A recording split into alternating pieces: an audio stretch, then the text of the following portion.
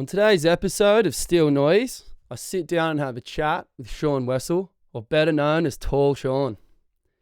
Now, they call him Tall Shaun because of his extremely large physique, but do not be fooled. He has a kind and gentle soul, and he's an absolute top bloke. He has a heart of gold. Shaun lives on the south coast of New South Wales, and he's the lead singer in the band Tall Shaun and the Resolution. Before music, Shaun played professional football in first grade NRL and also played internationally in the European League. Now, the big friendly giant has some amazing stories to share, so I'm going to stop rambling on and let me introduce you to the big man himself, Shaun Wessel. Shauno. Yeah, Cooch. How are you, Raz? Pretty good, mate. Very good. Thanks for having me. Thank you for coming in, mate. No worries, mate. Thank you. Let me just quickly... I love that sound. Isn't it good? It's so good. What is it? That ASMR. Yes. You know that stuff? What is it? They call it ASMR, and it's like these weird like sounds like of like you pouring a glass of water, and it's like this new fad now where everyone listens to this ASMR, and it's like this craze of just general sounds. Yeah. I don't know. It's so weird. Nothing beats the sound of a tinny cracker, mate. One of them's like a tinny, and the other one's like there's videos of people where they're like put a camera in like a thing of popcorn. The sound of that. Yeah. I don't know. It's bizarre, man. Yeah. I don't know what all these weird niches are there beyond there. I reckon. But yeah, Raz, thank you for coming on. No worries, mate. Thanks for having us. Stoked to have a beer with you and catch up. Pretty much start us off with like the start of Shaun. Give us the full name and where you're from and all that. Shaun Wessel. Big Shawnee Wessels, from born and bred Ulladulla boy. Yep. I grew up in and around Ulladulla, moved around heaps. My old man was a builder, so he was always building houses and selling them, And then we'd move to another little town in Ulladulla, and houses were probably cheap. He was buying blocks of land back then for like 10 grand and that, I was born in 80, I'm an old dog, mate. I was born in 81, so yeah. We lived in about, I reckon, 6 or 7 houses when we were kids. It was just me and my sister. I've got a younger sister, and both Ulladulla Public School students and Ulladulla High. Of course, the only place to go, when you're down here. Fucking oath. And just gromming around for all those years, getting up the mischief, and I got into footy, played for the mighty Milton Ulladulla Bulldogs as a junior. Yeah. Started playing when I was about 7 years old. And I just frothed it. I played for... Well, you're a big kid. It was a big boy. Yeah, I was always a big kid. Big? Always the biggest. Yeah. I bet. And when I was 16, I moved out of home. I got drafted by the Illawarra Steelers. You remember those guys? Yeah, I do. Yeah, before the Dragons. So I went through like a junior system up there, and I got scouted when I was 16, and I was just, Mum and Dad would drive me up the training all the time, and a lot of travelling. I was doing 3 days a week, training up there and trying to get bigger and stronger and faster and improve my game. Yeah. And then my old man was working for Bailey and the Builders down here, and he ran out of work, so he moved me up there, and we moved up. What, to the Gong? To the Gong, yeah. Where'd you live in the Gong? We lived in Ferry Meadow, Balfour Street. Yeah. Fuck, I remember that place. Had some good times there. Yeah. So I was about 17, just going on nearly 18. Did you go to like a sport college or something? Or? No. I'd finished school. I dropped out of school when I was 17. Yeah, I was shit house at it. And you were just training, just living up there? And training, living up there, bumming around. My old man was working, so I was doing a bit of labouring with him. And yep. Yeah, just sort of trying to crack it, make the grades through Illawarra. I played there for like 3 years. Played Jersey Flag and Harold Matts and all that stuff, Yep. And then when I was 19, I got picked up by Manly. Manly? Yeah. Really? Yeah, I played lower grades at Manly. I moved to Manly. I got billeted out. Yeah, right. What does that mean? With the family. What's billeted out? So the club scouts you from a game, and they brought me over there, and there was a family within the club that helped out young blokes. Like I was living with this young fella from Gundagai. He was just a country boy, and he'd been scouted from his local town, and right.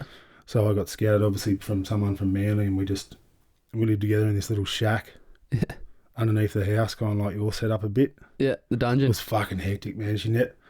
I was so hungry. I'd never been so, like, I was, growing boy, 19, 20.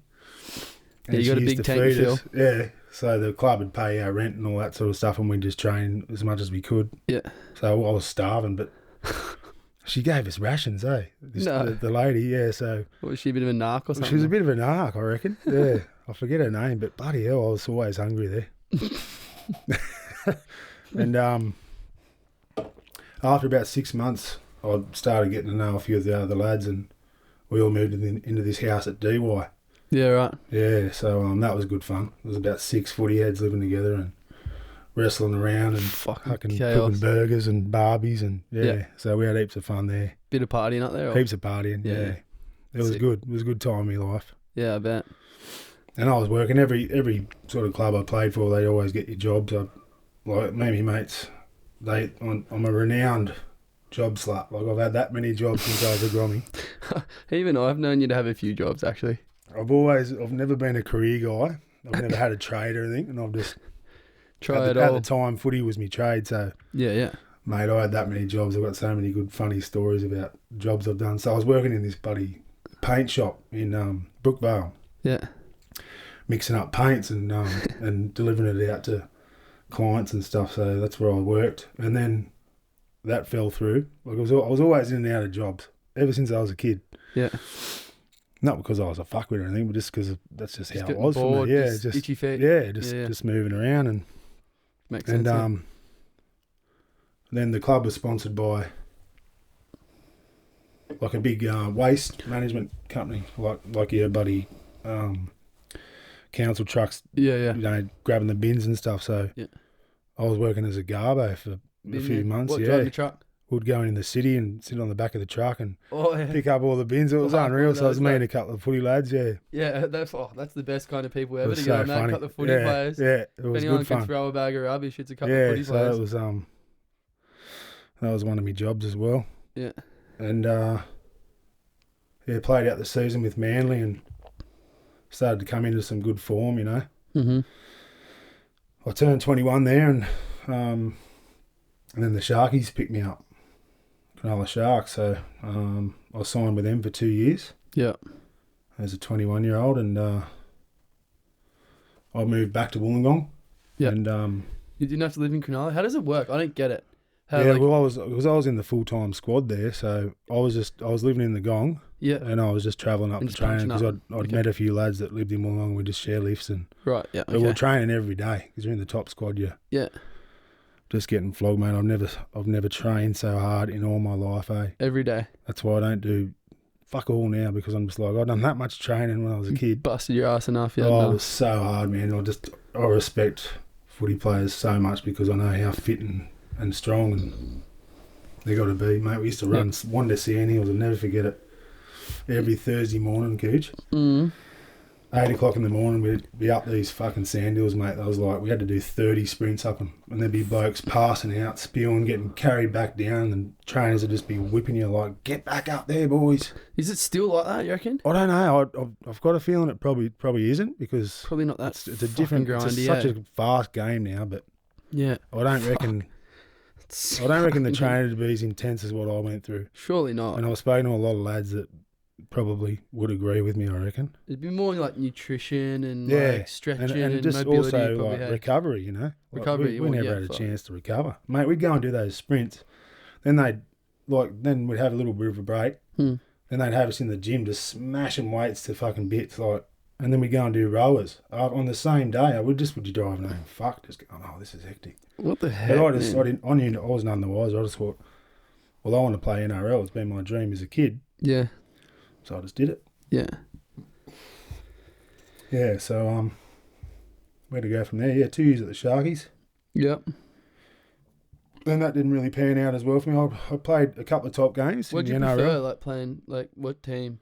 Like Manly, Sharkies? Like, they were both really good clubs. Is there pros and cons with each? Like, is there certain clubs that have certain qualities where you're like, oh, I want to play for them because... No, it was at the time, mate, it was just like whoever picked you up, you were lucky enough to get signed by NRL team. Were you getting good clean or were you getting clean?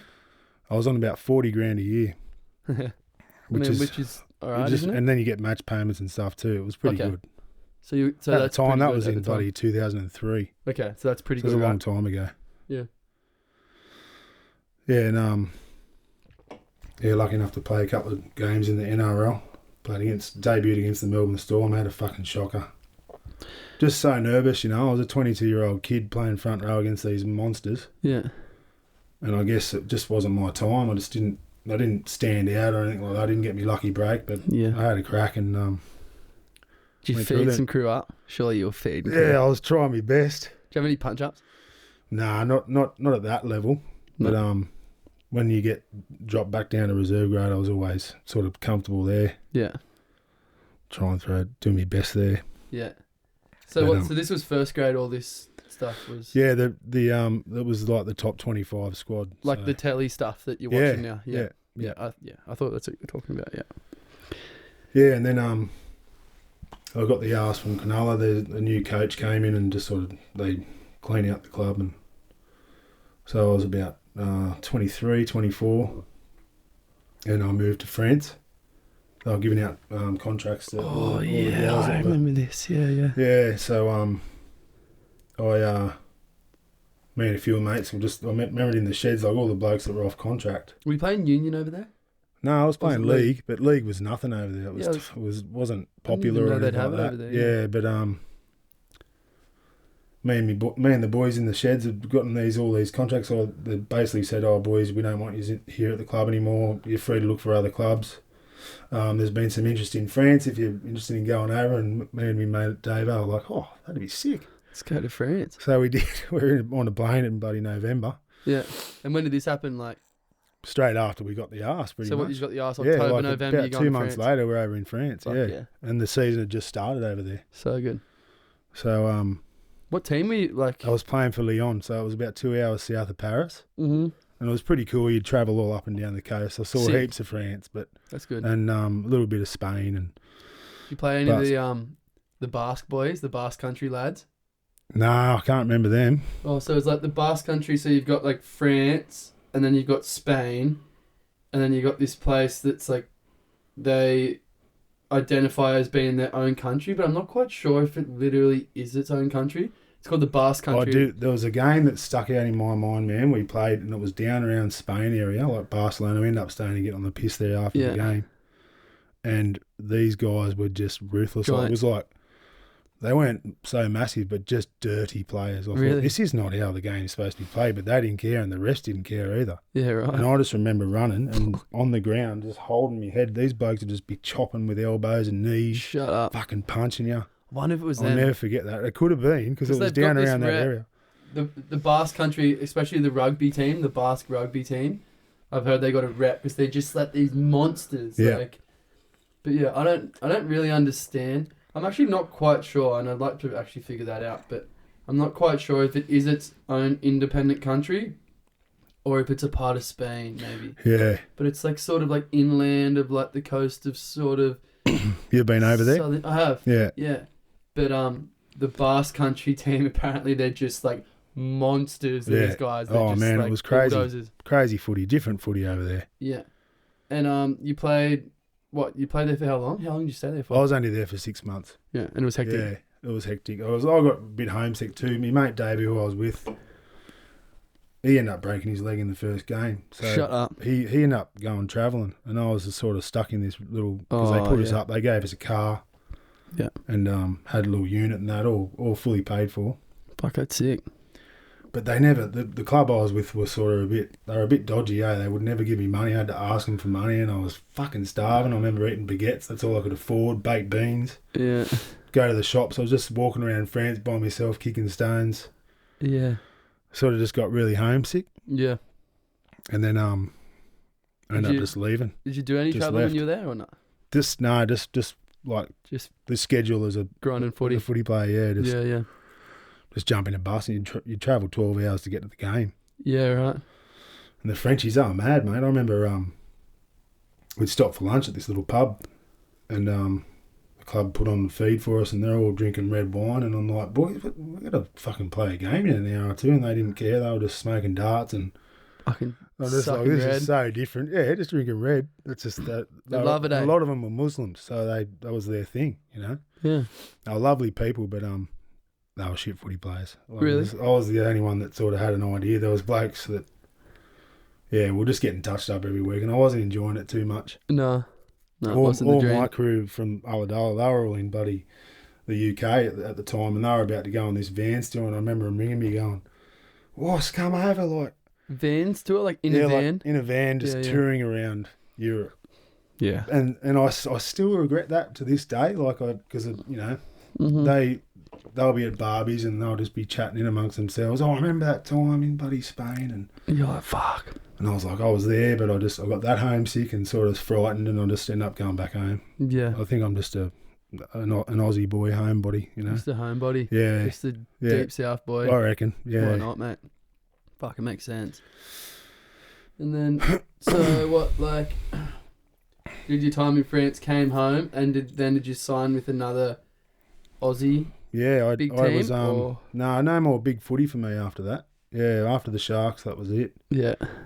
Just sort of fluffed around and played in the country, which is I find that I thought I had my best years playing country rugby league. So like, by country, I moved to Newcastle. I moved back to Okay. Wollongong, hung out with mum and dad for a bit, and then there was a trial game with Wollongong, the team I used to play for years ago, playing against this team, South Newcastle, and they came down and we had a trial in there, and I was just fucking belting blokes, and the coach of the Newcastle team said, "How would you feel about moving to Newcastle, mate? We'll get you a job, we'll get you a place to stay." And I was like, "Yeah, shit, yeah, I'll do it." So, yeah, went and lived up there for 3 years and just loved the place. I knew he was so good. Yeah. How That's long? when Like 3 years you lived there? Yeah, 3 years. Met my wife. So started she's from- gigging, so it was all sort of meant to be for me, I reckon, that Newcastle trip. What's That's something I'm pretty interested in. Actually, is that what was the transition from footy to then gigging? Were you always a musician? Nah, man. Like as a kid, were you playing music or? I was just a kid that was obsessed with music, almost to the point where you think this kid's autistic. Like Playing I was or listening? listening to music. Listening. Yeah, and over. Yeah. Like just had it all around me from when I was 5 years old right up until now. Like I'm just completely obsessed with it. And mum and dad always had a lot of music playing when I was a kid growing up. Yeah. They'd be organising backyard parties and have records playing, and I just remember being a kid just obsessed with everything, you know. And, Sick. so it was sort of in me. Yeah. But and I could never play an instrument at school or anything like that. So you learnt later in life to I play learned, music? well, when I moved to Newcastle, What? I met a couple of lads. Well, a childhood friend of mine, Sully, he's an amazing guitarist, and he taught me how to play, and we just started gigging together in this little like blues, just doing Jack Johnson covers and shit. It was around 2006, 2007. Yeah. And Ben Harper and Donna and Frankenrider, they were huge at the time, so we were just sort of just playing some of them. Playing them covers and in the pubs, and that's when I got the bug, I guess. Yeah. Got sight? Yeah, but I was never like a muso at school or nothing like that. Really? Yeah. Fuck, so you learnt quick, huh? Just picked it up, and it was I just blame my passion for music. You were just and so into it. ear, able to listen to a song and go, that's that, the chords. I learnt the 4 basic chords. Semi-obsessed over it or something. Yeah, and just sort of, with that much music floating around in my head, it just sort of came natural to me. Yeah, sick. And the singing part was, I guess I was always just could hold a note, you know? Yeah. And just goes hand in hand with the guitar, I guess. And like, how did you like come to that? Were you just like playing along and you were just like, fuck, I'm going to build out a couple of licks and just, or were you like, righto, tomorrow I'm going to sit down and I'm going to have a shot and I'm going to see how my voice sounds? I've been or a you bloke, just whip it out one time? bloke that's just always gives things a crack, you know? And I've never been one to, I guess, being a footballer, I learnt to deal with a lot of nerves. Yeah. And yeah, fucking it helped me through like performing, you know. I've never got nervous, or I'm just like, fuck it, I'm just going to give it a go, and if it sounds all right, sweet. Yeah. And I've been one to just sort of not care about that side of things, getting all you got stage a fright. Fucking immaculate voice now. Yeah, well, I it's mean, just... was it always like that, or did you do a little... Did you Kind of was a train little it? bit, Did you yeah. tune it up to I've get never it? had a singing lesson or anything, but it's just sort of...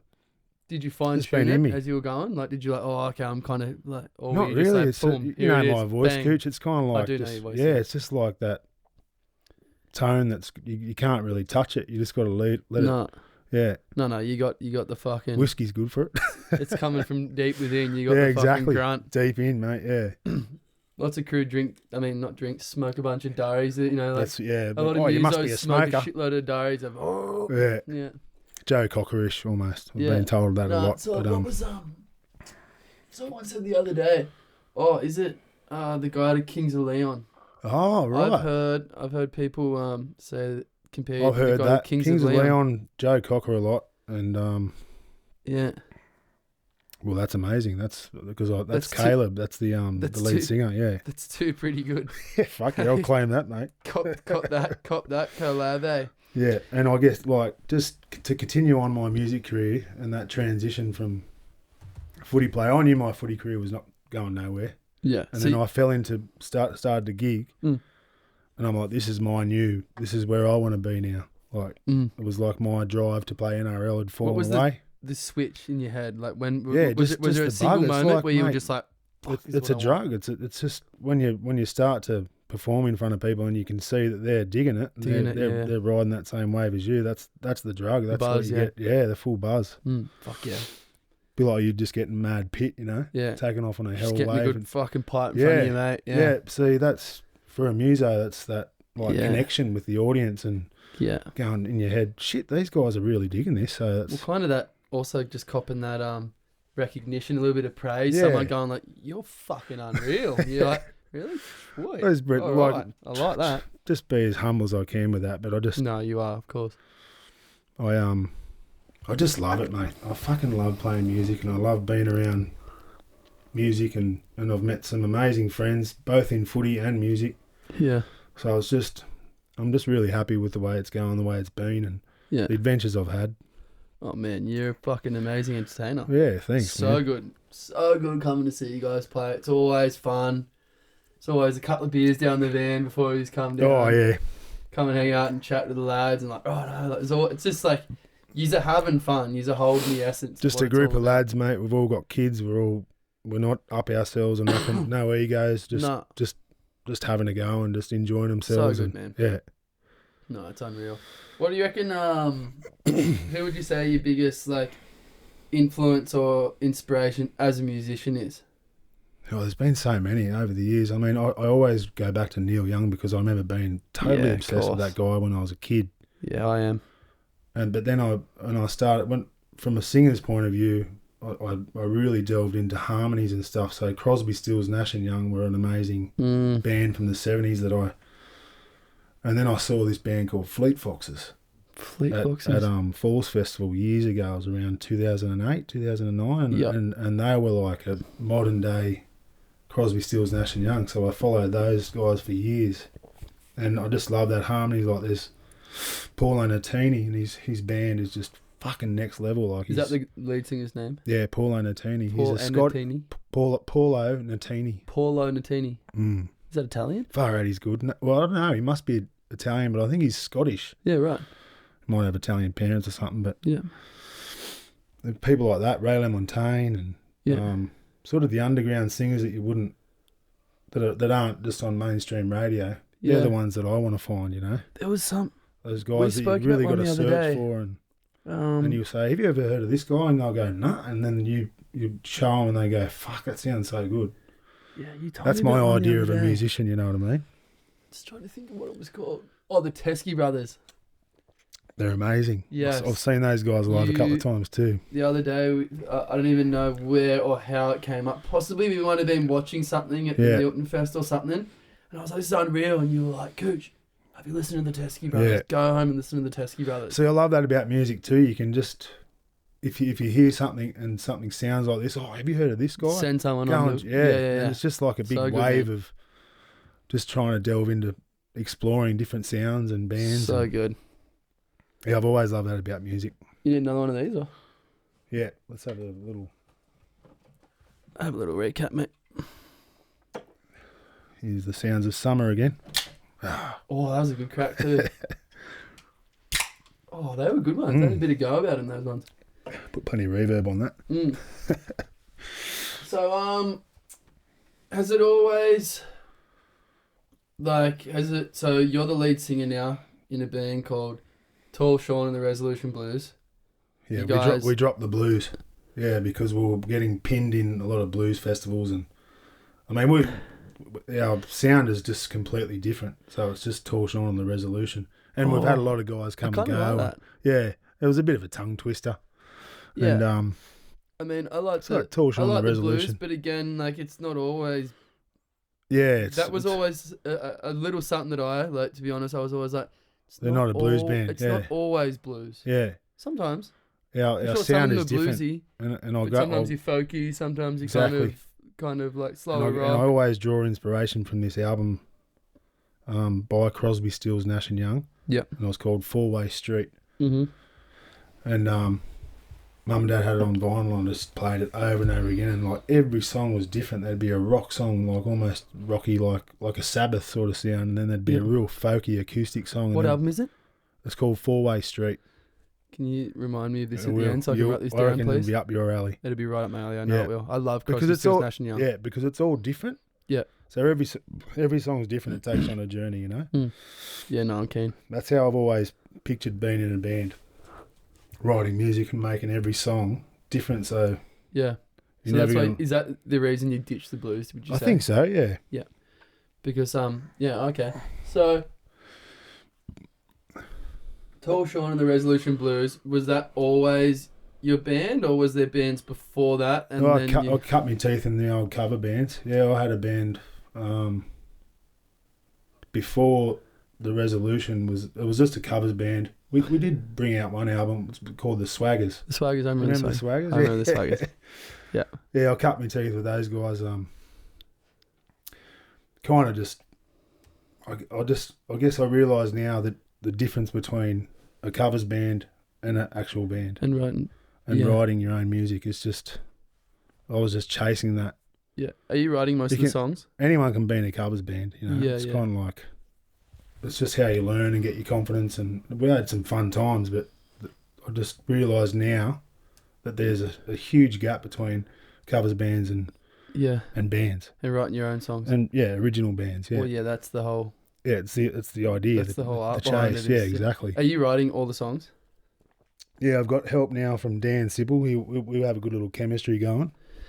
Me and Dan, and he's our guitarist, and Okay. Oh yeah, because there's been a few changes in the band. We've had some colourful characters come through. Started off with Tommy Pie. Tommy Pie, yeah. On the GAT. Yeah. And we used to jam down in his shed, which he was fucking living in. At the Wary, the warehouse. Yeah. Cats and that running around, and fuck, he was loose. But shout out to Tomo too. He was a bloody amazing musician. Such a clever little bastard, but just so fruity. He's a maniac. Yeah, he's fucking mad. And he knows he's mad, so but he's a bloody legend. He does know he's mad. He ended up moving up to Sydney, and he's doing really well. He's in about fucking 4 or 5 bands now, so I knew he was always going to go that way.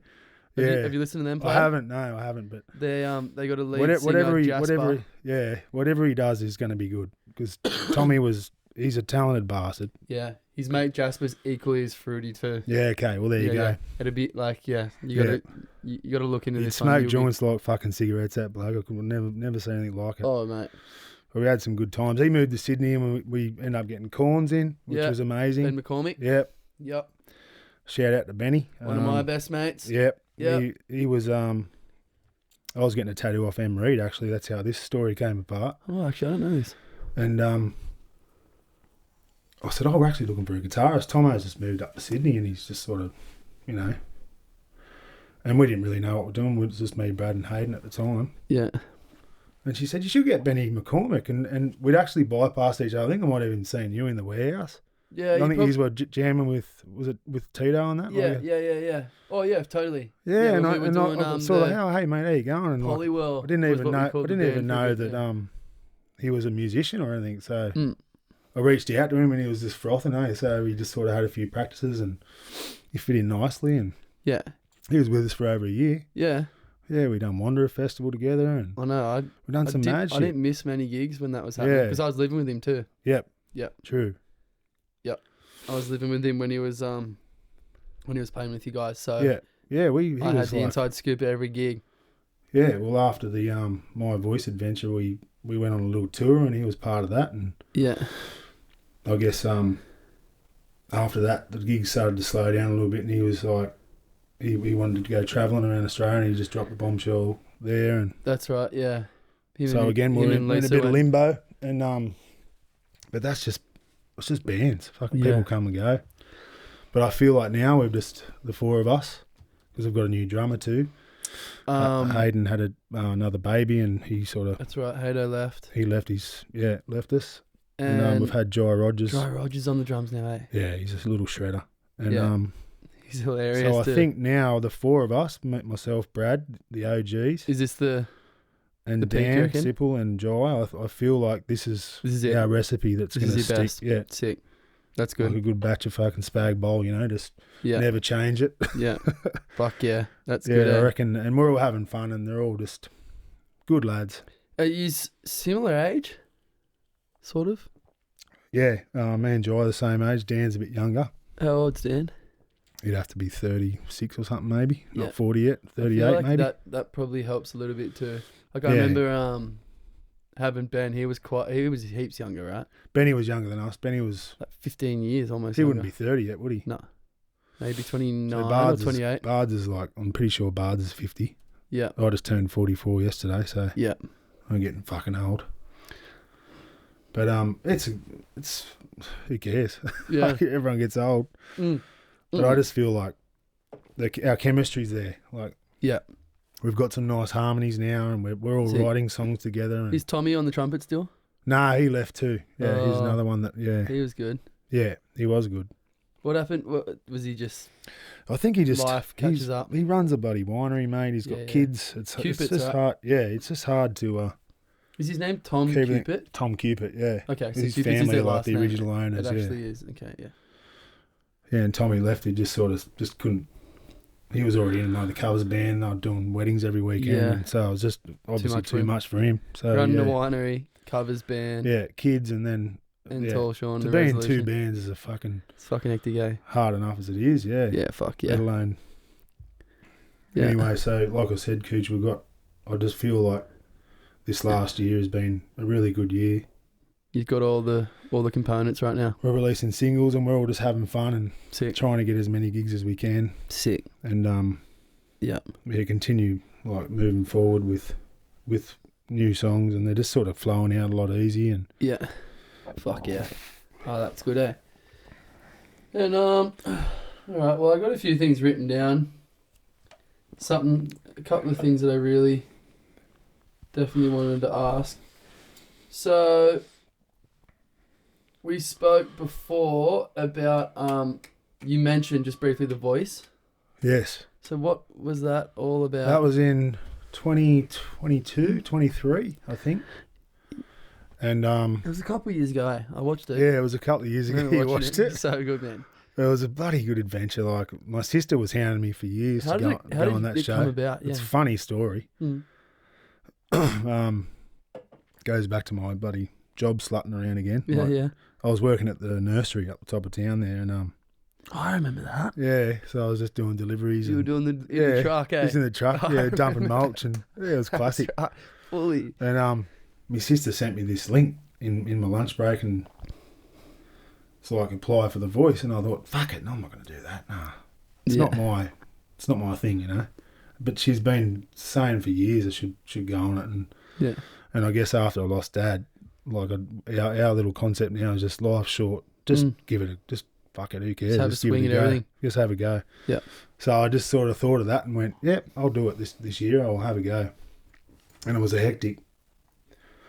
You had to fill in so much stuff, and and you had to send a video of one of your songs.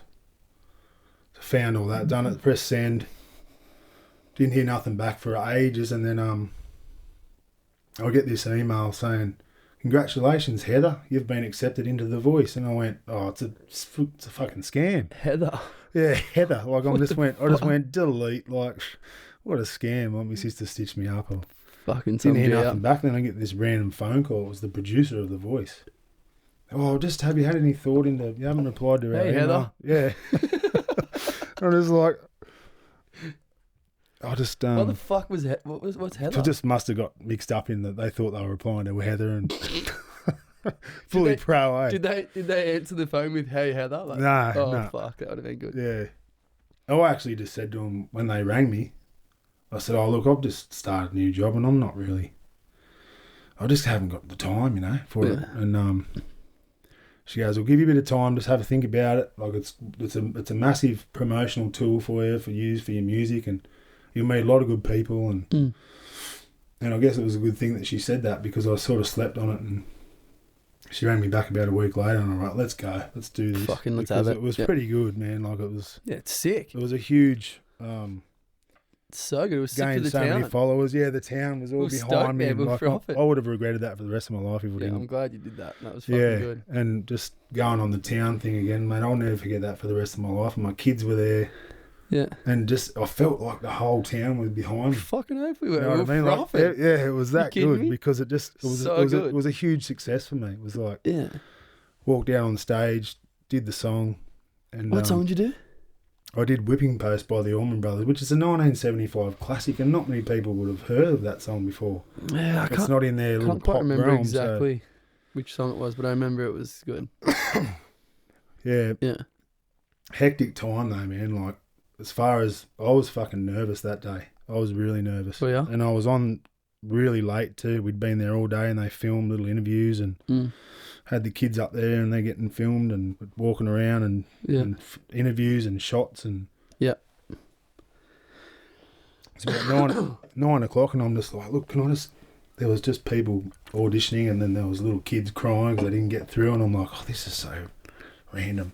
So random, yeah. It's not my scene, you know. And I said to the chick at the front, like, is there any chance? The kids were starting to get real fidgety. It's about 7:30, 8 o'clock at night up in Sydney. Just behind the cricket ground it was, like Fox Studios. That's where they film it all. Yeah. Huge room, massive room. And good sound in that? Like, is it a good it's space? Mad. It's a proper, like they film movies and shit there, so. Yeah. And she said, oh, it's all scheduled in. I'm really sorry, we can't push anything forward. I went, all right. So I'm just sort of trying to settle the kids down there, buddy. Yeah. Climbing the walls at this stage. Yeah. And about 9 o'clock come, and it was go time for me. And it's like you do a few practice runs that day of your song, because it's like a 90-second. They trim it down and you just... Is that how you get 90 seconds to punch it out? 90 seconds to punch it out, and you've got to try and get them to turn around. And it's pretty much a threat. Like, you walk around the back, they take a few shots of you before you're about to play. I'm tuning my guitar up. Yeah, I remember. And then they pretty much say 3, 2, 1. These doors open and you can hear a pin drop. It's so fucking quiet. Fuck. And I just look to the left and my kids are there, and I'm just like, oh shit, this is hectic. It was the most. I'll never forget that feeling. It was like, and there's 500 people in this room. It's like a grandstand. Because people just come and watch. Like, what's the go? Like, is it are you buying full tickets live crowd to come? Yeah, I think it's all free to go, but just full voice frothers just go there. Yeah, interesting. You should have fucking rallied up the team and come up. Oh, man, I kept it so quiet, man. I know you did. The only reason I knew was because of Corms. Yeah. Because of Benny. Yeah, I told the band. But because he was like, oh, you like it. From a band's point of view, it was a good thing that I did it, because we didn't have to, like, a lot of venues approached us to come and play there, you know, because of that reason. Yeah, fucking hell. And festivals and that. Like, it's all gone now, but still at that time, it gave you a bit of a sort of hot and trot for about 6 to 12 months. So gave us a bit of a kickstart, eh? Yeah. And it just went really good. What was it like, the performance? Like, do you the performance was great. Well? I did well. Did you? I was just in that state of mind where I'm like, good. Fuck this, I'm just going to give it all I got. And I did. They all turned around really quick. Everyone? I picked Keith. I went back and met him. Come and met the family. Yeah, He's got photos with the kids. I do remember this. And he went back to his thing, and he said, I'm going to give Shaun something. And he pressed this thing, and all this fucking gold glitter and that fell down. It was this golden, like a golden buzzer. sent me straight through to the semis. What? And like they sort of give us the heads up about it, but I had no idea that I'd even get it, like, because I just thought I was so different to everybody else. Yeah. They're all singing pop songs but that was cool as well. So all the kids got up on stage and they said, how do you feel? And I was like, oh, thanks so much. I'm just so stoked to be here. And yeah, it was just an awesome moment that I'll never ever forget. Yeah, you know? I do remember it. It's like we watched it live. Like I watched it live. It was all the talk. Everyone's like, yeah, watch it on fucking telly, watch it on telly. Everyone's talking. We gotta watch. The amount of people I connected with after that was just, that was payment for me. Like it was kind of painful for me going back and forth to Sydney, missing out on time with the kids, and I missed out on heaps of gigs. They wouldn't let me do gigs or nothing. It was about 3 months over Christmas. Had to go back there, fucking Boxing Day. Yeah, right. Film little bits. What, and then you couldn't do gigs while you were doing that? Nah, they wanted you fully. Some contract that you, Do you get paid to do that? They'll give me a little bit of money here and there, but I mean, not enough to survive. I don't ever understand how that goes. Yeah. You get put up in mad accommodation, and you get meal tickets, and they drive you around the city everywhere. And that's pretty sick. Yeah, it was a mad experience overall. But were you gigging for a living then? No.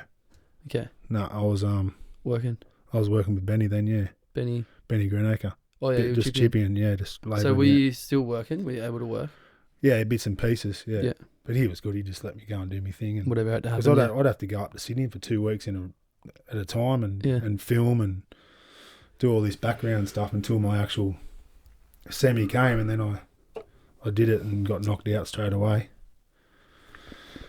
So that's right. You got the semis. I went to the semis and had to come up against this chick, Tando and Avon. She was from Melbourne. She was a fucking amazing singer. Okay. She blew me out of the water, but What you reckon she had you? Yeah, she was just a like a full Whitney Houston style, She was amazing. I can't compete with that. Yeah, sweet. I'm just in my own little lane, but I mean, just graveling away. You could easily be like, oh, I reckon I had, but like, you reckon she just was this boom? Oh yeah, 100%. Yeah. Oh well, semis. They knew they could probably straight to the semis is crazy. Yeah, man. straight to the semis was cool. I kind of remember like it was called a battle pass. That's what it was. It was a battle pass. I remember this big hoo-ha, and especially like the weeks after, everyone's putting it on Insta. Oh man, it was like amazing. This big thing, and it's just like Shauno's just jumped straight up to the top. I went here, like, about 2 weeks after that filmed. I went to Coles in Ulladulla, and I felt like I was a friggin' rockstar. Oh, it was craziness. I got stopped in the car park. Kirsten and the kids just had to keep going. Yeah. I was getting photos with old ladies, and it was classic. And everyone just asked me about it. What's Keith like? And I'm like, oh my god, this is hectic. That's sick. Yeah, it was a good, awesome experience for the town. Oh, I'm glad you did it. I'm sure you're glad you did it. Ulladulla is such a beautiful place. Like, whatever you do, people are going to back you, and they were all behind me, and it's just so nice to have that support, Oh yeah, and the connection I had too with all my footy days, mate. Some of these blokes never even knew I could play guitar or sing or nothing, and they were just going. They're sending me messages like mates I played footy with and against for years and years ago. Yeah, are just like texting me or emailing me or however they reach out to me, going, I can't believe that I just saw you, Wass. Like, that's just amazing, mate. And I just thought that was so cool. Like, and I reconnected with so many good old friends from cool, that. Man. It's just like, I mean, it's always exciting when someone does something cool like that. You're like, you're sitting and telling you, like, no, there he is. There he is. Yeah, it's sick. Yeah, that was crazy. And I was just like, again, it was such a good thing for the town. Yeah, it was awesome, man. Yeah, it was so good. Something I'll never forget. Like, after that, like, would you say, did you feel like your musical career, like you said it did, but like, well, I reckon it was did there a because noticeable jump start after that? I got motivation out of that, and I wrote an album, and we toured the album, and there was venues asking us to play there. We got invited to festivals, so it was just like a full snowball effect that lasted for a good 6 to 12 months after that. Yeah. And we just keep rocking. Yeah. Well, you're not in the limelight for too long, mate. So people forget about you very quick. Yeah, take it while you can. And we did. We capitalised on it quite well. Yeah, you with the album. Heaps, Yeah. Wanderer, you were saying? Wanderer Festival was epic. That was so cool.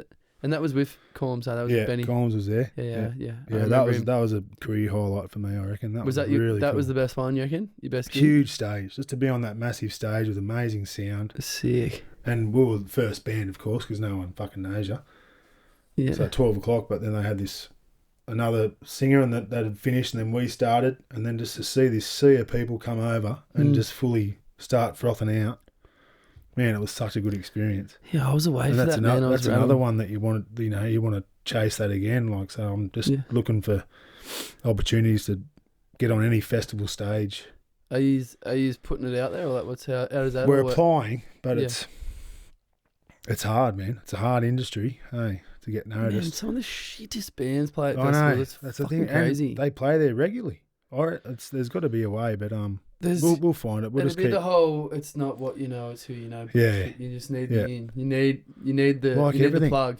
You need that guy. Exactly that's gonna like get footy, you in. mate. Yeah. When I was getting brushed and I was battling away in reserve grade when I was playing at the Sharks, and then there'd be guys getting the nod in front of me that I'd be played reserve grade with the week before, thinking, "Fuck, I had a better game than him." You sort of get a bit narky, but it's like it's just there's nothing. It's out of your control. You just got to go. Industry, yeah.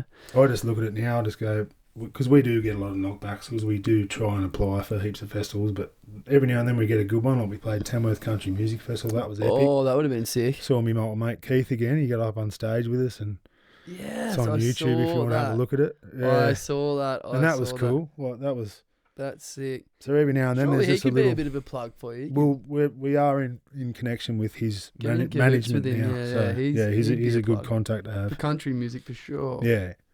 Sick. Yeah, no, that was a good little moment. Fun for the times, town. mate.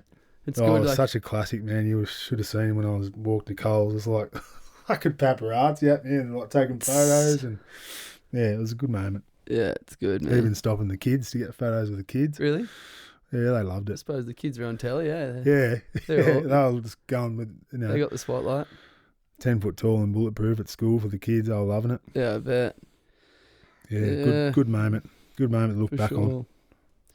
And so before when we first started chatting, you talked before about your old man. You've spoken to me about this before. You lost your old man. I lost my dad. About 6 years ago now. Yeah. 2018. Do you mind mentioning how you lost him? Yeah, he was. He had a heart attack. Really? Yeah, he was surfing. Yeah, he was surfing down Bawley Point. Shut My up. dad was a mad surfer, and you probably know a few of his mates.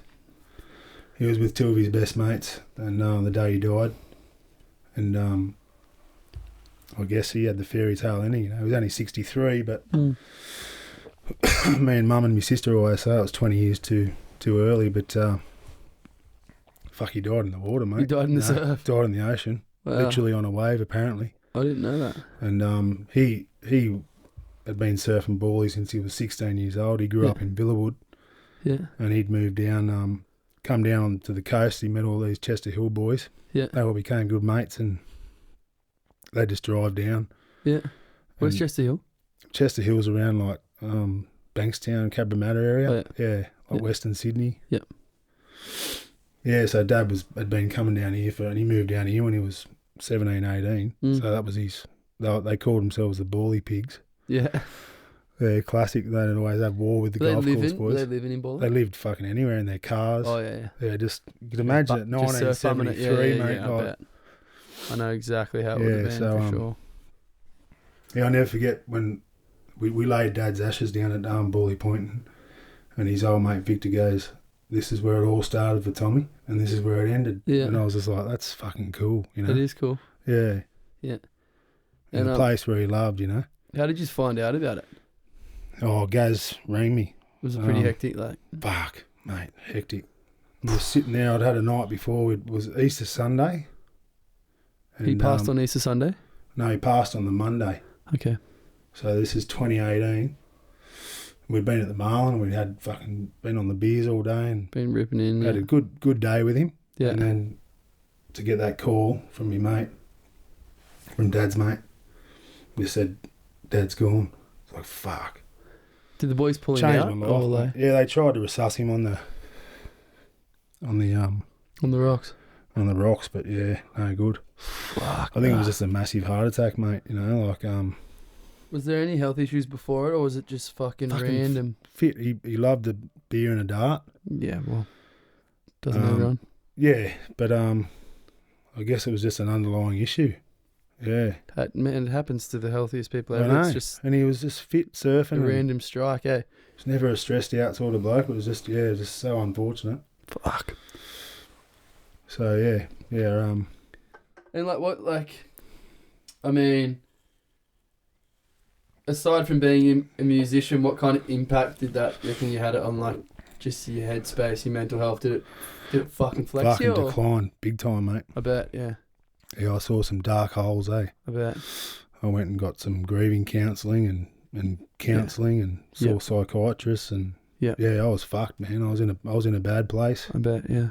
Because I've explained this to a couple of people, but that phone call was so devastating for me, and I felt this thing just leave my body, and I thought it was part of my soul, I reckon. Mm. I reckon people that have had a phone call like that would know, and not many people do get phone calls like that. If you're lucky enough to not have a phone call like that in your life, yeah, hopefully not. But seriously, man, this when he told me that Dad's gone, this fucking thing left my body. It's like felt it. Like I can't explain it, Cooch. It was just like I mean, I don't understand, but I can. It was just part of me. It just, and I thought, fuck, something's gone from me, and I've never gotten that back. You know, it was just a little part of my heart or my soul. You know, like.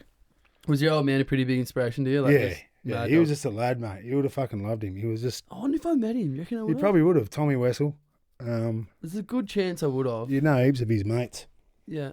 You know, Greyhound and all that. I know the Gaz Hound. Wall. Yeah. Oh, yeah. So I bet you I've met him. Yeah. Because I'm pretty tight with Gaz and the Hound. Eh? Yeah. Like, I'm super tight with them. Well, Gaz was there when the day he died. Really? So Yeah, Gaz on the call you? Gaz and Pudgy, they pulled him out. Yeah. What? Gaz is the Really? one that called me, yeah. Okay. I'm interested. I might even ask Me and Gaz got matching tattoos. We drove up to Rilla.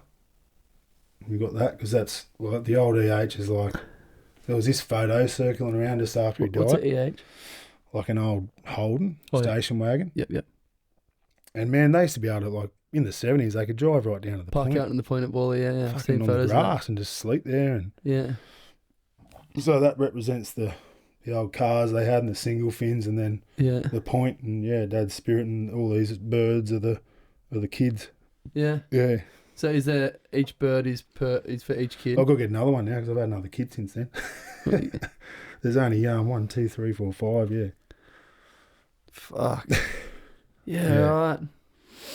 Yeah, tough times for Gaz too because could you imagine losing your best mate? Yeah. Fuck. I know, hectic. Hectic, man. I can't even fucking imagine, really. But hopefully it never happens to me. Yeah. But, it's just my dad's father died of a heart attack. So now I'm thinking, fuck, I'm next in line. So, but I get regular checks. Just fucking be on it, mate. You'll be right. Yeah, exactly. And Dad was just never knew that he had some, it's a coronary heart disease. So it's like your bloody tubes close up. Yeah. So he was, Now I'm on it. Yeah. Yeah, you're on it, eh? Mm. Yeah. Do you reckon that has influenced your your music, your artistic direction? Oh, 100%, mate. Yeah, Dad didn't have a musical bone in his body. None of my family did, but fuck, man, he was obsessed with music like me. Mm-hmm. I just loved it. Yeah. He'd just sit out in the back deck and he was like, just, sometimes when a song hits you and you get all goosebumps. You get goosebumps, on the back of your neck. He was like that. Like, really? You just go, how good is this? How's like, this one? You just love it. Crack a beer and just like, and it just went inside him, The essence. And that's what it does to me too. Yeah. And I guess after he passed, a lot of stories come up in my head, and I use that darkness as a writing tool. Yeah. Not always sad songs, but just a lot of stories have just arisen, and I just find it kind of natural now that I can write songs quite easily. Yep. Since that's happened. Yeah. Yeah, fully. And so like aside from music, is there certain things that you have done? I mean, you mentioned a few before, but that you have done / continue to do to like keep your head in line, like maintain your mental well-being, would you say? Well, having kids, like, he does that. It keeps you Quite, busy. yeah, it keeps you busy. Distractions. There is some, yeah, I mean, I reckon it took me, Cooch, about 3 or 4 years Mm. to get normal again. Mm. I had a lot of help from my friends, family. Yeah. Did it affect your siblings the same, do you reckon? Like, did they... Or do you reckon it like took its toll? Yeah, my sister, she's a strong bastard, but she's probably a bit stronger than me. Yeah. But she was living in Wollongong at the time, so, and she still lives up there now, so I guess Mum and Dad were living at Mollymook when the day he died, so I was connected to him. I'd go around their house once a week. I was a bit all more... the time, yeah. Whereas Brooke was, had been up in the gong for, 6 to 8 years, so I guess I got hit the hardest, and Mum as well. It's also that like constant reminder going somewhere and being like, oh, I was here with him yesterday. Like, yeah, that makes it hard. You never stop thinking about him, mate. Yeah. Everywhere you go, there's a reminder. Thing. Poof, poof, poof. Yeah. Like we drilled this plaque to the rock down at Bawley Point. Yeah. Out on the point. The boys said this used to be our lounge room. They just put all the weddies there and probably light up bungers and drink beers all day and then go surfing, and so we stuck it to the rock, and then that swell that just came through, fucking washed it away. What, ripped it off? Yeah. I mean, that's kind of... Yeah, so it's kind of... we'll have to do another, do another one for him, but yeah. But yeah, birthdays, anniversary of his death. Yeah. Little things like even Easter Sunday, man. I still go to the pub and have a beer because that's the last day I saw Dad. Having a beer for your old boy. Actually, Dreams, the song Dreams is written about that day. Our song Dreams. Yeah, which one's Dreams? 40 Days, 40 Nights. 40 days, 40... I was about to say, is it that one? Is it that one? Yeah, that's the catch. Yeah. Yeah. No, I was dreaming about him heaps. Like, fresh after he died, and then the dreams went away, and I got really upset. I got even down because, like, I felt like I was talking to him in my dreams. And you felt and like they just went away after about a year. Yeah, right. I haven't dreamt of him for a long time. And that's how Dreams was created. Really? Yeah. Sick. 40 Days, 40 Nights, and it was about like... Yeah, what's 40 Days, 40 Days, 40 Nights is about the time I'd have dreams about him. Okay. Like every sort of month or two, Yeah. Right. Fresh in the mind. Yeah. Yeah, interesting. And so... Yeah. You were saying before you did like a bunch of like... You had to do a bit of trauma counselling and therapy and stuff. Do you reckon that helped? Was that good for you? That was the biggest eye-opener for me. Like, if anyone's doing it tough, you need to chat. Even if you jump on a podcast, mate, like just a chat like this is 100%. Because that's all you're doing is you're just talking. You're just getting everything off your chest. And she's asking you questions and I've done it about the kids. Oh, mate, I reckon it's a healthy thing to do. People go to the gym and fucking go and chat to someone, mate. That's like, you got to look after your head because get it out. Your body don't. You can be as fit as you want, but if you've got a sick head, then no good. Yeah, it's fucking all over. It helped me. Like it. I always vouch for that it really sort of helped me get through those dark times. Yeah, it's even just going down the street. Like, I'd be scared to fucking go to Woolies because someone to ask people you. would say, "Oh, I'm so sorry to hear about your dad." You just live it for fucking a year or two. Just keeps coming up, huh? I was just like dodging people and went a bit recluse for a bit, and and I was at the Swaggers at the time, and they sort of just didn't get it, I guess it's a hard thing. It's a hard thing, but they weren't really like, they're not my best mates. Yeah. Like, if I was with the boys that I'm with now, then they would have got it because I know that. Because they are your best mates. Yeah, but at the time, the guys that I was with then just didn't know how to. Yeah, it's hard. We weren't close or anything, so we're just fucking associates. Just really. buddies playing music. Yeah, but now, yeah. Because a lot of my mates did help me out of that sort of dark hole, Hosco, and he was fucking great for me, Gaz. Michael Hoskins. Yeah. Michael Hoskins. And Gaz is in Gaza Wall. Gaza Wall, yeah. We were in it together, so. Yeah. Yeah, and we still ring each other. Like, I ring Dad every day and I ring Gaz heaps. Yeah. You know, he's like a second dad to me. I love Gaz. He's pretty raw, isn't he? Yeah, he's fucking raw. He breaks it down though. Yeah. He doesn't fucking hold back. Yeah, He'll get he's deep. honest, mate. He's Yeah. fucking honest.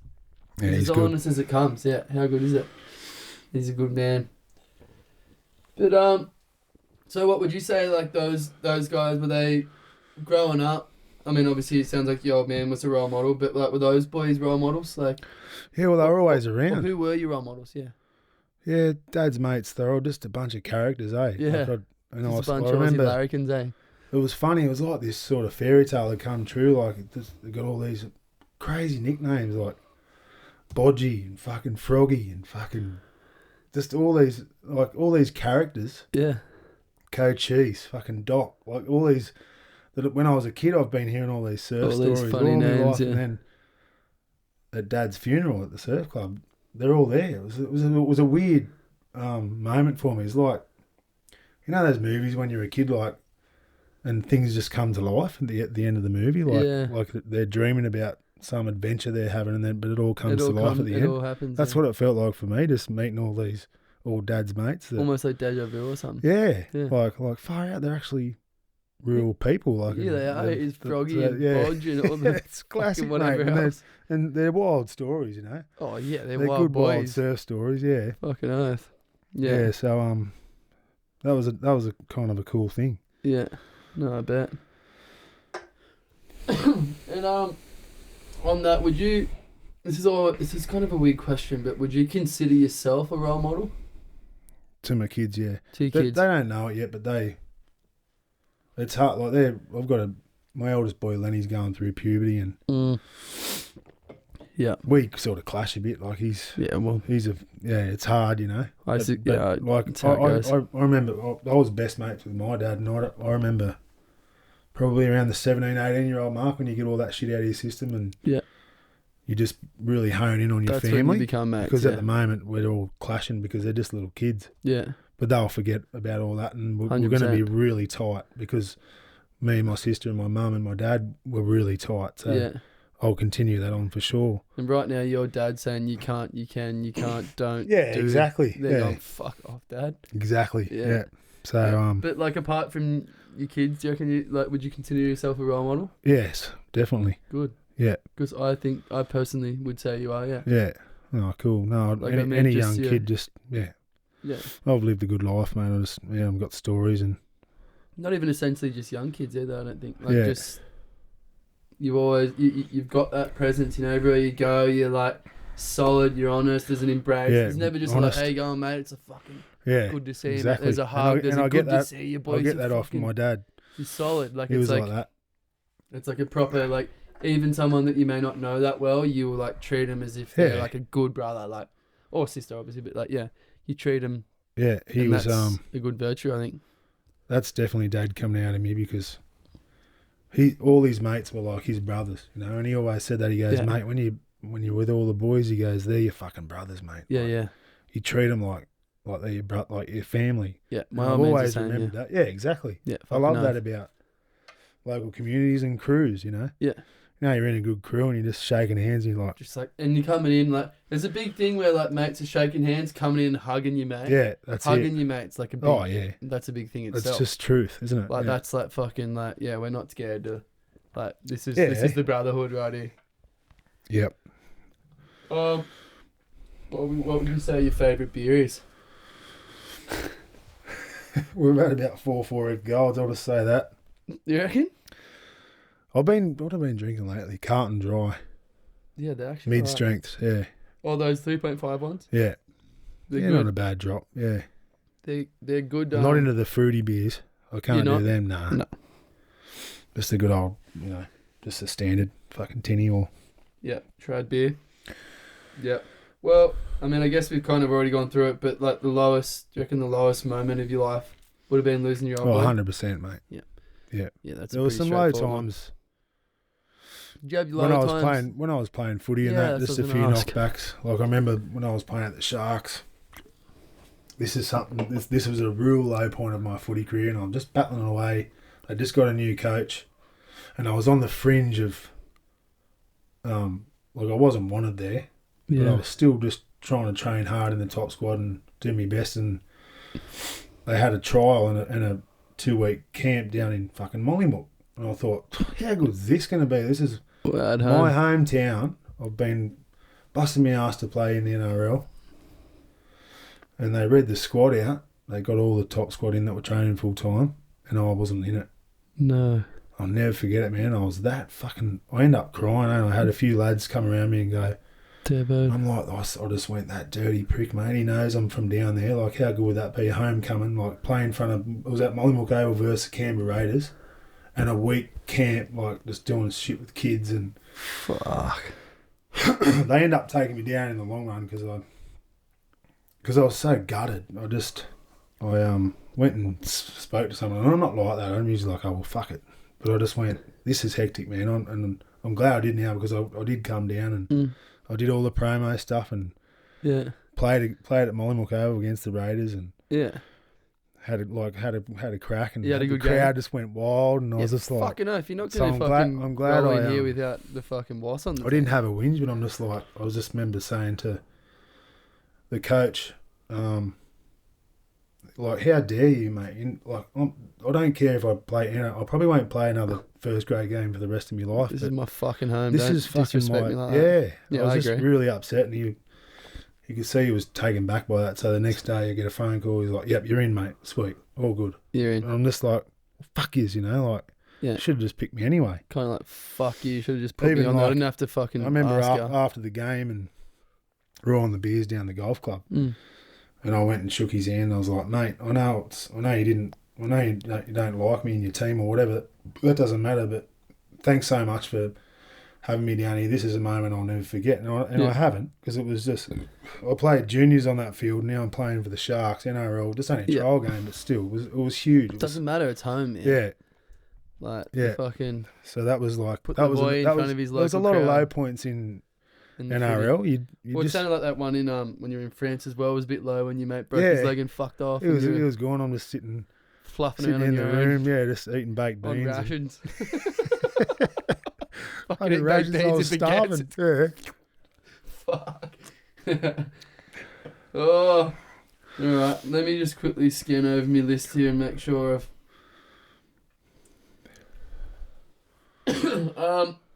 well, I've got down here fatherhood. Like, tell us a little bit about your journey of fatherhood. Like, have they been your highest moments, your lowest? Like, what's... Oh, it's amazing. Yeah, it's a How's bloody that roller been? coaster. I always say if it was a written contract, you wouldn't fucking sign it, that's for sure. But, Yeah. mate, what a buzz. Like, Yeah. just having kids, just seeing the whole process. Yeah. I've got 4 of them, and they're all their little personalities, You know. got to fucking try, babe. Yeah, I got a tribe. Yeah. It's the best thing you'll ever do. Yeah. 100%. It's hard, I but bet, of course, yeah. because you're dealing Especially with 4. personalities. Yeah. It's a lot. What's the ages? My oldest boy, Lenny, he's 14. I've Yep. got Lola's 11, Daisy's 8, and Tommy's 5. And Tommy so I had a vasectomy, right? Yeah. After the 3rd kid, Daisy. Well, we called her Daisy because she was a whoopsie daisy. Oops, daisy. It's just fucking, my timing was out of whack. So, Yeah. anyway, we've had Daisy and, so she was born in 2017. Dad passed away in 2018. Yeah. Got the snip. And I was working at Bannister's at the time. Another job I've had. Yeah. Yeah. In Hospo, and Curse rings me up on one of my shifts. I'm pregnant after I've had the snip, and it was probably a good solid 12 months after I've had the operation. And we're just like, what? How? What the fuck? But it's a fucking possibility that it can happen. Yeah. Yeah, so Fuck, you must have a powerful seed. I know. It's fucking Jeez. sell it on the black market, mate. Fucking hell. Things like Yeah, that, but fucking- the surgeon's trying to pin it back on me.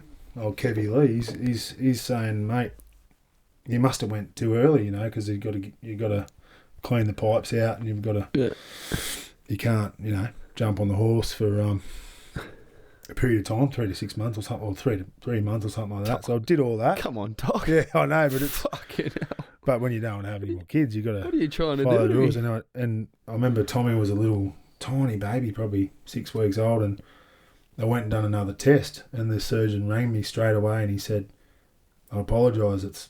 You're 100% still positive, so it's obviously something hasn't worked." Something hasn't worked. So we waited till Tommy got a bit older. He was about 12 months or something like that. Kirsten stopped breastfeeding, and I went and got a fucking another vasectomy. I've had 2 of them. Jeez, man, those poor gonads have just copped it, eh?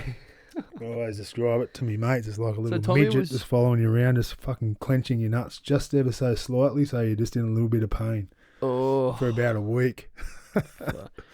Tommy was your old boy's name, right? Yeah, So named he's Tommy after Tommy. When I found out he was a boy, I went, Fuck. well, this is my father. It's a sign. 100%. Well, He's it's a a fucking miracle sign. boy. If you thought that he wasn't Yeah. coming, and here he comes Here Dad. he goes. He said, I haven't finished yet. Yeah. Makes sense. Yeah. And he's been a great That's a good story. I like that.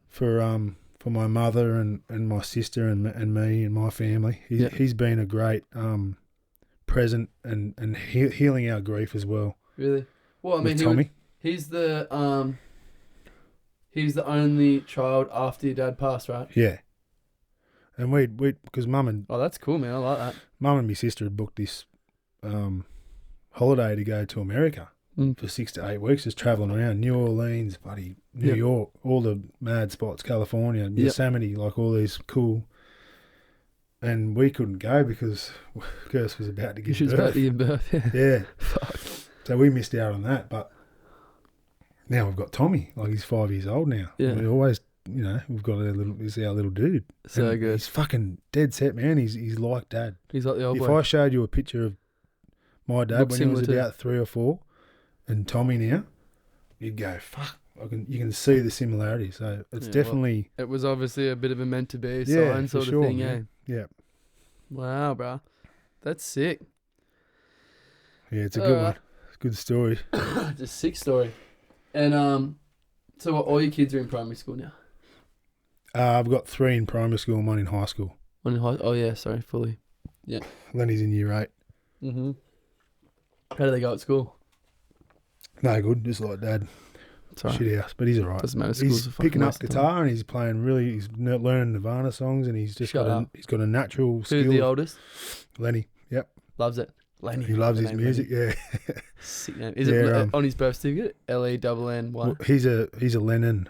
We named him after John Lennon. Lennon. Oh, Yeah, sick. Beatles fans. So Fuck yeah. but he's been Lenny ever since he was a little kid. Yeah. That's always how it goes, eh? Yeah, but he's going all right. Like, he just loves his soccer and Sick. his music, his bodyboarding, and fishing, flat out fishing. All those All the little stuff. grummies, like around 13, 14, they're all mad little fishers. Yeah. And that's cool. They're all hanging together, and Sick. yeah, It's outside. yeah, As long as you're exactly. not fucking sitting on those stupid know. games. That's another hard thing with parenting, and most parents will know. You're Yeah. just forever battling with it, mate. Oh man, that'd It's a be. different way of, and you were probably just out of that. It probably didn't came in when you were a Oh, grummy. it was But starting. nothing as intense as what it is now. Phones and fucking all that shit, Yeah. man. Like, that's my biggest fear when I'm a parent. It's just being like having a kid that's just like fully into gaming Oh, or it's so phones or hard. this or that, and I'll be like, And people I'm not judge into you. that. Yeah, Other parents judge, and I'm like, fuck, you just got to do whatever works for you. yeah, you can't. If you give them a phone, it's because you're just battling, you're clashing heads with them. Yeah, It's tough bringing up kids these days. I bet. Like, they don't understand. The older generation don't understand. It's Like, true. Yeah, you get fuck the it. looks because your kid's at the restaurant watching an iPad, but you're like, fuck, we just need some time Yeah, to bloody relax. So Yeah. but no, yeah. no, it's just a different world, bruv. Yeah, man. Such a different world. Yeah, I always like. I think I can have crazy kids. I reckon I can have nutbags. Yeah. When I have kids, I could have complete lunatics. I'll be better with that than if they were like shy gamers. Like I wouldn't. I don't reckon I'd be prepared or know what to do if I had kids like that. That would be my It's a biggest tough one. challenge. But Yeah, Try and work it little out. Tommy's shy. He's real shy at school. yeah, Yeah, and we have teachers going, oh, geez, he's shy, doesn't talk much. But yeah, all our kids were kind of a bit like that. yeah, But when they're around us, they're little larrikins. yeah. It's just That's whoever right, they're being comfortable reserved with. and Yeah, shy. yeah, I'd rather a shy kid than a little cocky little... I was a Look cocky at little me. fucking Yeah, you were. arsehole. I was. Yeah, right. I was But a you've fucking turned little out great, lunatic. mate. So Yeah, I was a fucking, yeah. My parents had the opposite. I wasn't into gaming. I was like, fucking, just wanting to do everything. look at me, everyone. Yeah. Everyone, look at me. Yeah. That's what I was all about. Which I don't know what's easier. It's probably, yeah. See, I'd be able to cope with that because that's what I was like as a kid. But I think if you weren't ready for that, it'd be a nightmare having this little cocky prick. So they're those types of kids are the kids that my kids struggle with. Yeah. Yeah, because they're a bit shyer and maybe not, you know, Kids that are in their face. as confident. Yeah. Mm-hmm. But again, like I remember going to school with kids like that too, and I never struggled with it because I was always quite confident and give no fucks. But it was different back then. But once you get to a certain age, everyone's just friends. Everyone's just like, it's like a pecking order. You're sussing everyone out, and you kind of be like, well, my dick's bigger than yours, sort of thing. Like, you know, for years, and then all of a sudden you're all the best of mates. Doesn't matter who you are. Exactly. You're like, oh, he's the shy one in our group. Yeah. He's the loudmouth. Everyone just kind of figures out where you can utilize what mates for what. It's like, oh, he's that real loudmouth one. Oh shit, here comes this kind of trouble. Let's let him handle it. Oh, he's the quiet guy. Let's go to him, and we're like feeling like this. Like, 100%. You start to realize what mates are the best kind of. Yeah, you work it out. For what? Yeah, you know what I mean. But yeah. All right. Well, music wise, have you got what's coming up? Albums, gigs? We were just releasing some singles. We've got a good gig coming up at the Barn on the Ridge. Have you ever heard of a band called Cloud Control? I have. I fucking love that band. I like Cloud Control. Luckily, I was stoked. They asked us to support them. Sick. Out at the barn. So that's on June the 14th. June the 14th. Okay. I'll put you on the guest list, bros, for having me on. Yeah, keen. Right. Come out. They're sick. They're a great band. Might have to get Flora on there too. She's going to be here. Mate. I'll look after her. We'll go. 100%. Keen. So good. It's a Saturday. Yeah, it's beautiful venue. I'm trying to think when this will be released. I hope it's before that so we can pump it. Ham it up a bit. That's June the 14th, so that's about 3 weeks away. Yeah. Even if it's not there, I'll be there. You're right, yeah. Keen. Come, mate, for sure. Keen as.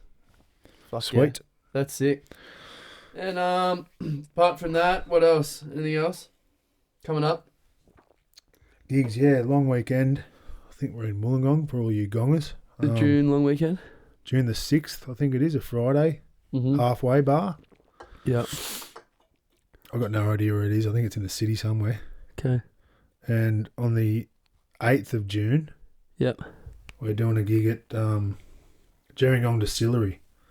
There's a few bands playing there. It's a bit of a festival. There's a lot going on that weekend, actually. Okay. They got a big festival at the winery in Gerringong, and they got some, I think, Sneaky Sound System are playing in Kiama. So there's a lot of shit happening in that little area. I know about that stuff, actually. Yeah. Yep. All right, well, sweet. We'll pretty much wrap it up. But would you say, like, what would you say now to your younger self? Like, do you have any advice that you give to your younger self? Just to wrap it up. I would, like, if I could go back and I'd say to him, just don't worry about those things that I used to worry about. I know. Like, I used to get so, if I wasn't picked in the starting lineup for a footy game or whatever, I'd just get so down, and who gives a fuck? Like, it's, you know what I mean? Especially after what happened to me, and little things like that, it doesn't really matter. Or if it's such a thing, man. It's such a thing. If a chick dumps you or something like that, it doesn't. It's just, you just keep don't get hung up along. on it. You just keep plodding along in life, and things always work out. Just don't get too upset about little things like that. I know, it's a full thing. Like, I feel like but it's a natural thing that happens to you when you're coming out of your teens and you're going into your 20s and 30s. Getting caught up on stuff that's not actually going to affect or matter. And it'd be worse now because of all this social media bullshit. In your face. So you're seeing it in your face and you're like, oh, fuck, I've got to be better at that. I don't look that good. I need to do that. Like, fuck it. Yeah. Just be happy and don't worry about it. Yeah. Yeah. That's what I'd say. As far as... It's such a good Because I remember times where I used to really get down and really worried about, this chick hasn't texted back. Shit, she hates me. Fuck. Mm. You know, but who cares? Yeah. You just, yeah.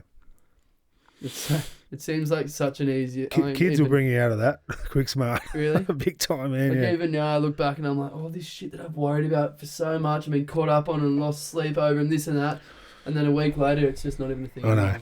Yeah. It's so but hard. like I said, it's a natural thing that In the happens moment, to it's you. so hard to be like that, in those certain years. But it's such good advice. I reckon that's the best advice ever. I always try and hold on to that. Every time someone tells me that, I'm like, try to. But it's so hard in the moment to just get past that, isn't it? Yeah, man.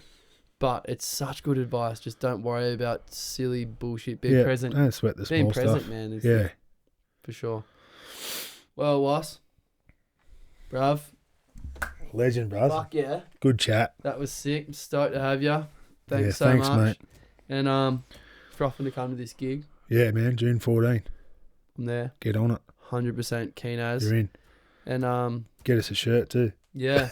I will need to. Some merch, bruv. Yeah, the biggest you got. Need a big one though, man.